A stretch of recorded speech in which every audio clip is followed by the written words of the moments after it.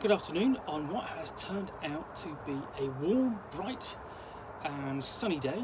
It is Thursday the 7th of October. I'm back in the Read Nook and I've got some parcels to unbox, all accompanied of course by a nice hot cup of tea. This time though, rather than unpacking a parcel, I'm going to do an unboxing of this. Now, first off, I want to thank Paul Rickards for his loan of this box set. It's in very nice condition, and essentially he's lent this to me so I can actually do an unboxing video. You will find a full review of this in the link down below, because I've done a review of all of the available Judge Dredd role-playing games, but I've not done an unboxing of this. So, this is published by Games Workshop. And it came out in 1985, so it is 25 years old. It's a nice condition. You basically note the gold judge badge here in the logo. So this uses an awful lot of artwork from 2000 AD up until sort of like 1994, 1985, and on the back it says, "You're next, punk," and reads, "Judge Dredd, the role-playing game by Mark Gascoigne and Rick Priestley. Mega City 1, 400 million people and every one of them a potential criminal. The most violent, evil city on earth. Join Judge Dredd and clean up the streets. You are the law. In this action-packed role-playing game, you get the Judge's Manual, containing everything you need to know to be a judge, the Game Master's Book, containing everything the Game Master needs to run the game, a cut-out character sheet, featuring 60 stand-up characters and vehicles to use in your game, 2 play sheets, one for use for the scenarios included in the game, a set of polyhedral dice for use in play, for 2 or more players, age 12 to adult, made in Great Britain." So, open up and what we have got inside. There's some dice, but they're not the original dice, because if I remember, so let's have a look. So what we've got there, they're not the original dice. The original dice in this game, as I recall, were really cheap. Open up, and what we've got is the Judge's Manual, and it says, "Read this first." As you can see, Paul has covered this in sticky back plastic for to keep it shelf life on, and you open up, and as you can see, you have the great artwork in there. And there's one of the fantastic things about 2000 AD is the artwork has always been good. And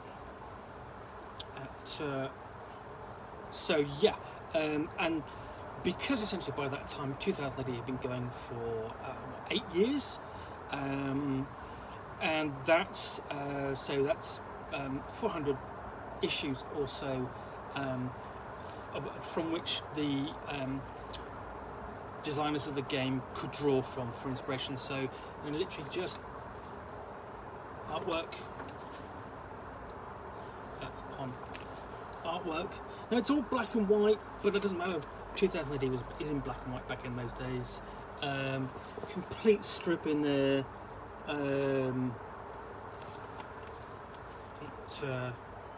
And that one's basically making the judge. So there's a certain degree of entertainment in there, and actually looking at illustrations and so on, like that of Judge Anderson. And here's sort of like the original version of the lawgiver with a complete breakdown of its various components. So you've got a complete list of all the equipment. And the accessories, stun grenades, the Lawmaster. The ridiculous thing about the Lawmaster being, in many cases, the Lawmaster was actually a far better combatant than your average rookie judge. And it does exactly the same thing. For that Lawmaster, you've got a complete breakdown of everything, wherever everything is. And that's what a judge's sheet looks like. And then you've got an actual sheet for the Lawmaster as well. So that's how important the Lawmaster is. It gets its own character sheet. And then we've got a complete guide to making an arrest. Now this is this is a guide to combat as much as the as basically as much as making an arrest, because essentially perps do avoid arrest, sometimes violently, and that leads to combat. So there's a complete guide to combat, and combat in Judge Dredd is fairly knockabout, can be a bit vicious, and can be a bit nasty depending upon the roles, and it does kind of, there is that thing of really you've got to boost up your stats more than anything in this game to really improve your skills, because it's primarily a stats and skills game, whereas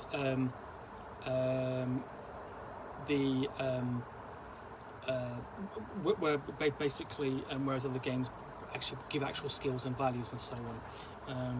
So you've got other actions in here, and so on. You're basically covering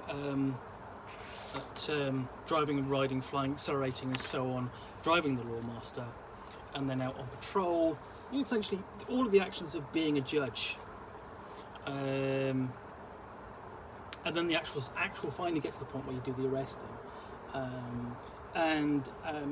essentially you've got a cheat sheet here where where you as a player can sit down and go, oh, what crime has this person committed, and hand out the sentence. And then we go on to things like experienced judges. So most player characters begin play with no skills or special abilities. Side judges might have side power, but probably not. But then you spend EPs and you can specialise as a med judge, a side judge, and a tech judge. The other versions of the game basically can give more options. So you've got a complete list of all the abilities here, and then you've got Judge's Guide to Lego City 1. So you've got a timeline,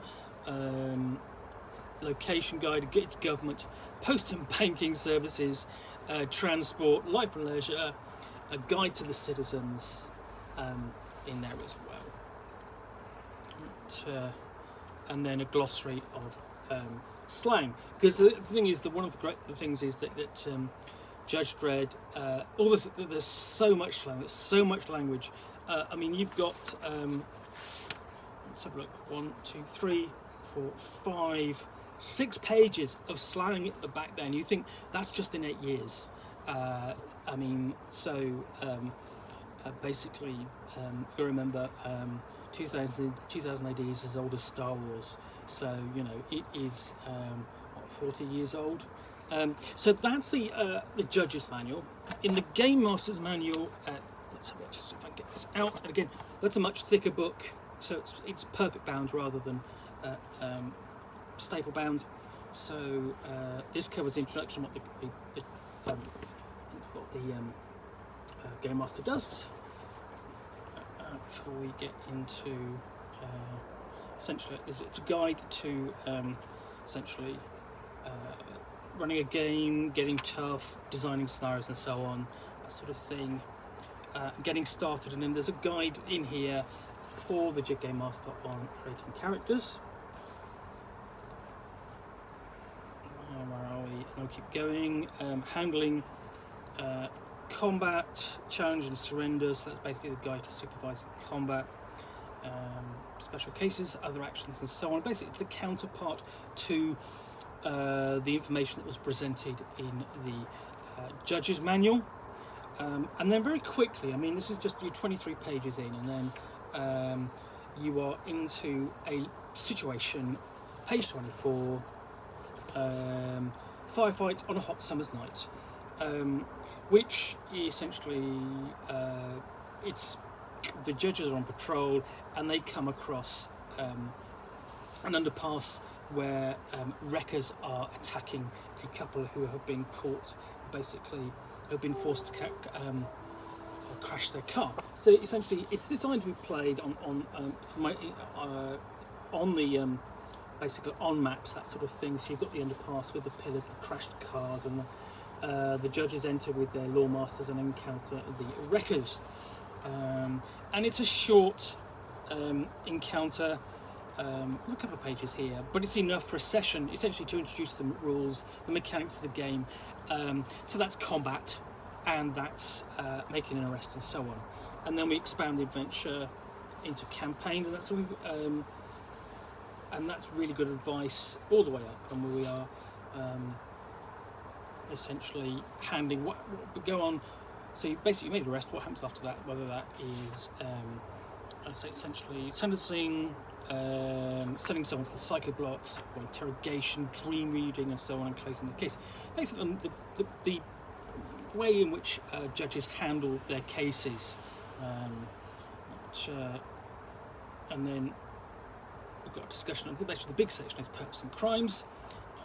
So, of course, a shot of the infamous dark judges there. So, Judge Death, Judge Pestilence, Judge Famine, so on. You don't want to meet those because they really are quite vile. And we've just got a big list of perps that the judges can run into. I mean, inconsequentially. I mean, the thing is, you can run a game where it's all about just going on the patrol and dealing with smaller crimes and so on. And a lot of scenarios, when you go back to those in White Dwarf, and they sort of did that. You start out on patrol, and you find you'd have an encounter. Oh, that's interesting, and basically have done another encounter, and so on. And they might be linked and then lead up into sort of like a bigger crime. So yeah, I mean, sort of basic classic kind of storytelling, and it gets through to the idea of that the judges have a daily life, they have a daily routine, but going on patrol is perfectly normal. With further expanded detail on various crimes and the sentences they would receive. And then we have a discussion of sectors and city blocks. So this is the great big buildings where some of the action will take place, because this is where a lot of the perps live. I'll say potential perps, because not every citizen is a perp, but every citizen is a potential perp.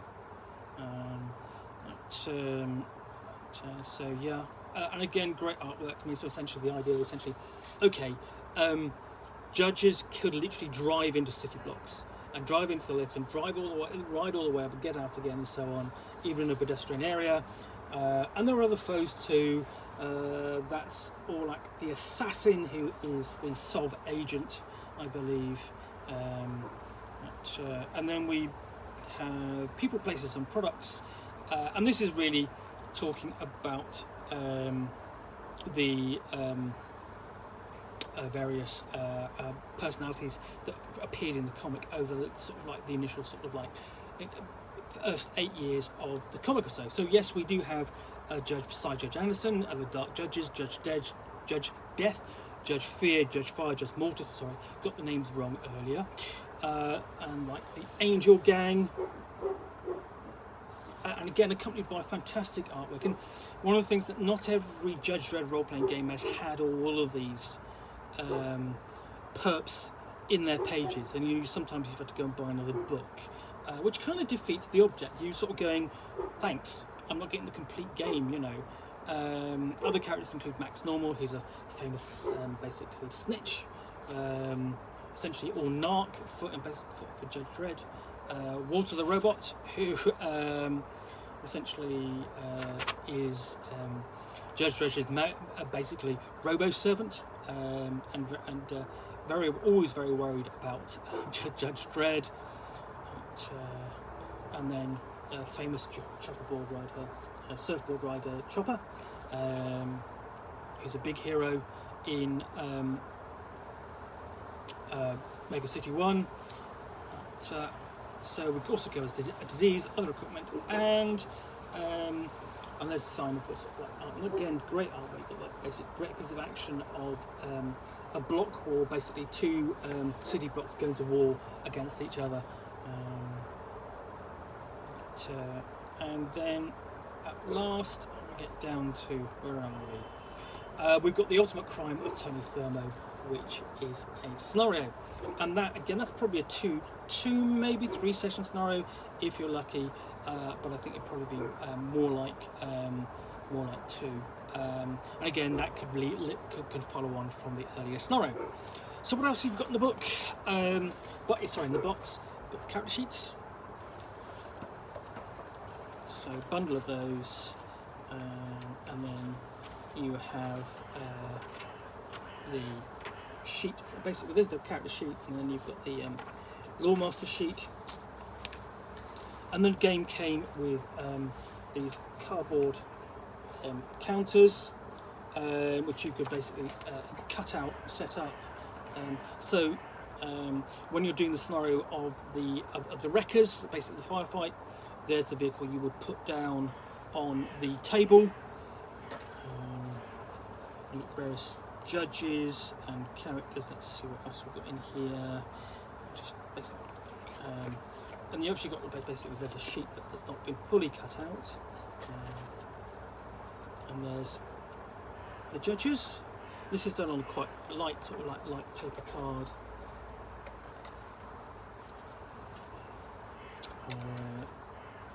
So we got, and then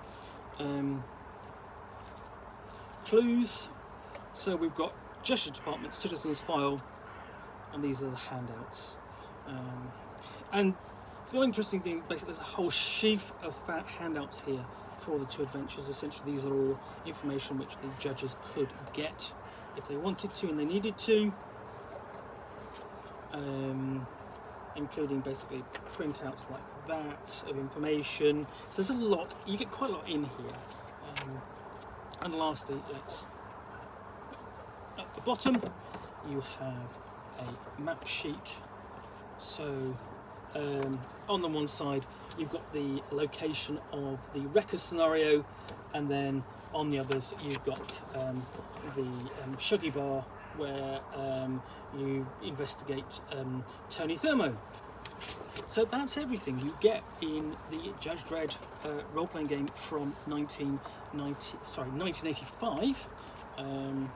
All very nicely complete. I mean, bar the dice, but I wouldn't worry too much about that, because honestly, they weren't much cop anyway. Now, I mean, obviously, this has, I mean, this is held in fairly high regard amongst the British hobby, because, and I've just thrown the dice on the floor, so I need to go and find those. But back in the day, Judge Dredd was the comic that everyone read, and everyone wanted to play. Basically, was really keen to see this game and played the hell out of it. And also, the other thing is that this was heavily supported in White Dwarf, sort of like through 85, 86, 87, and so on. Numerous scenarios, many of them by Marcus L. Rowland, and really quite inventive and clever and enjoyable. They were too. As this, essentially, beyond this, the other things that were released for it were Judgment, a couple of scenarios, Slaughter Margin and Judgment Day. There was the Judge Dredd Companion, and then they were basically there's the City Block board game as well. So that's the Judge Dredd role-playing game, the original, and certainly as far as many are concerned, the best. I certainly think this has its charm, and it's far from unplayable, but it doesn't create interesting characters in the rules themselves, whereas the later versions kind of do. The Traveller version in particular doesn't create characters who are judges with interesting backgrounds, who've had an interesting time and a varied time at the Academy. But as I say, every Judge Dredd role-playing game has its pluses and minuses, but for many, this is the first and the best. Well, thank you for watching another unboxing in the Nook. If you've enjoyed this, please do click the like button down below, and of course, if you've got any comments or feedback, I appreciate you posting those. And lastly, if you want to be alerted to yet more unboxings in the Nook, where you will see me here with some parcels and a game or book, which I will sit here and talk about to the extent of my knowledge for roughly 10 minutes or so, all of course accompanied by a nice hot cup of tea, then please do hit that subscribe button. In the meantime, thanks again for watching, and I'll be back again soon with another unboxing in the Nook. Bye for now.